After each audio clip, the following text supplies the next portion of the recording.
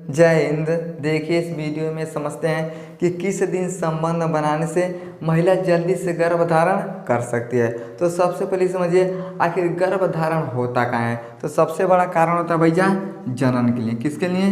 जनन के लिए। अब जनन का मतलब क्या होता है? तो संतान का उत्पत्ति करना। जैसे मान लीजिए आपका शादी हो गया, शादी हो जाने के बाद 1 साल, 2 साल, 4 साल, 5 साल, अब मान लीजिए 5 साल बीत जाता है, अगर आपके पास कोई संतान नहीं होता है तो लोग क्या करते हैं? आपको गाली देते हैं। कहेंगे या तो पुरुष के अंदर कमी है तब नहीं बच्चा पैदा हो रहा है, चाहे महिला के अंदर कमी है तब नहीं बच्चा पैदा हो पा रहा है। इसलिए लोग क्या करते हैं? आपको बहुत ज़्यादा गाली देते हैं, ताना मारते हैं। तो समझिए जनन के लिए क्या किया जाता है? तो संभोग किया जाता है, ताकि जनन होगा, उनका संतान होगा और उनकी पीढ़ी को क्या करता है? आगे लेके जाता है। समझ में आ गया? अब हम ये समझते हैं ये सब प्रक्रिया होता कैसे है। तो जब मेल और फीमेल आपस में शारीरिक संबंध बनाते हैं, संभोग करते हैं, तब जाके क्या होता है? तो जन्म होता है। अब उसके विषय में थोड़ा समझते हैं। अब समझिए है क्या बाबू? इसे हम बोलते हैं पुरुष का स्पर्म बोलते हैं। क्या बोलते हैं? स्पर्म बोलते हैं।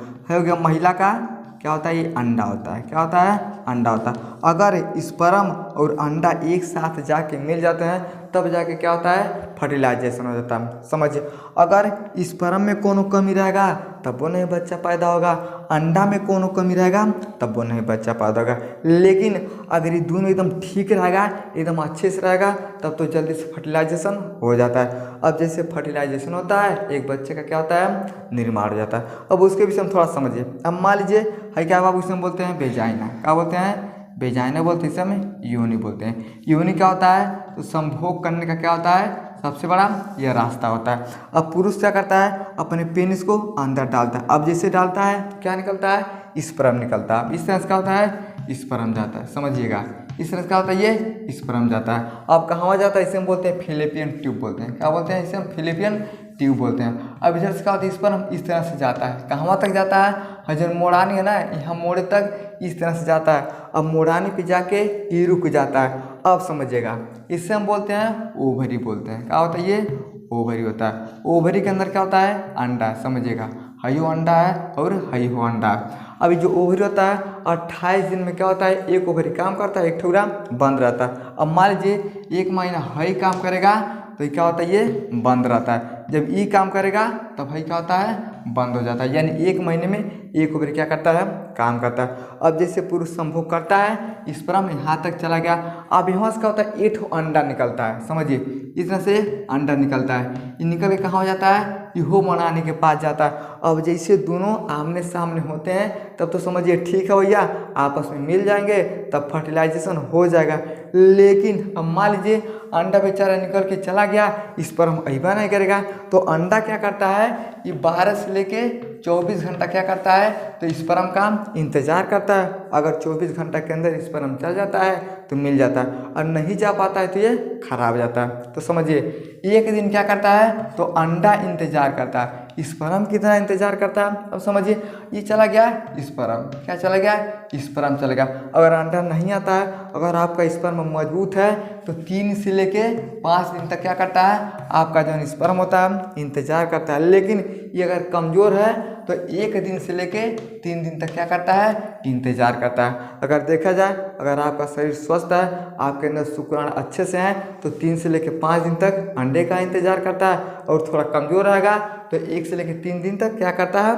ये अंडे का इंतजार करता है। अगर उस दौरान स्पर्म और अंडा एक साथ मिलते हैं तब क्या होता है? इस गर्भाशय में एक बच्चे का क्या होता है? निर्माण हो जाता है। लेकिन ये निर्माण बहुत ही कठिन होता है। काहे कठिन होता है भैया? तो एक बार संभोग करने पर ना 300 से लेके 400 क्या होते हैं? मिलियन शुक्राणु जाते हैं। अब आप बताइए ये जितने भी शुक्राणु होते हैं ना, सबसे ज़्यादा क्या होते हैं? जीवित कोश का होते हैं। अब इतना अगर जाता है, उसमें जो सबसे ताकतवर होता है वही क्या होता है? तो अंडे के पास पहुंच पाता है। और जो बेचारा कमज़ोर होता है ये नहीं पहुंच पाता है, क्या होता है? मर के बाहर चला आता है। अब समझिए अगर अंडा जब नहीं मिल पाता स्पर्म से तो वही अंडा पीरियड के रूप में ये क्या होता है? बाहर आता है। इतना वो समझ गया। अब हम ये समझते हैं कि किस दिन संबंध बनाने से जल्दी से बच्चा यहाँ पे स्थापित होता है। अब उसके विषय में समझते हैं। तो सबसे पहले समझ जाओ मेंस्ट्रुअल साइकिल के विषय में। अब होता क्या है? अब इसके विषय में हम आपको बताते हैं। अब मान लीजिए भैया सबसे ज़्यादा महिला के अंदर पीरियड कब आता है? तो पीरियड कब आता है? तो 28 दिन का।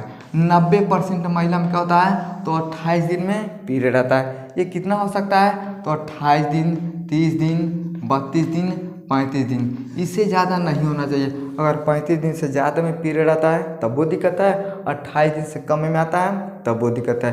तो 90% महिलाओं में क्या होता है तो 28 दिन का ये पीरियड का साइकिल चलता है। अब उसके विषय में समझते हैं। अब मान लीजिए किसी महिला को अगर पहली तारीख को कहा कि भैया ये पीरियड आता है। अब जैसे पहली तारीख को आता है तो फिर कब आएगा, जब 28 दिन पूरा हो जाएगा तो 29 तारीख को आएगा। 29 तारीख को आ सकता है, 30 तारीख को आ सकता है। 2 दिन का 3 दिन का ये गैप हो सकता है। अगर किसी महिला को अगर पहली तारीख को पीरियड आता है तो फिर कब आएगा तो जब 28 दिन पूरा हो जाता है तभी आता है।